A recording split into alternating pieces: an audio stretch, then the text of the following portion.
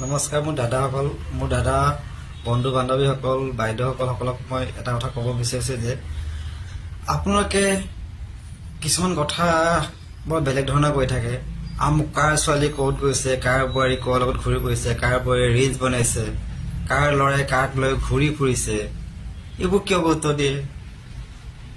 আপোনালোকে নিজে কি কৰিছে এইটো চাওক।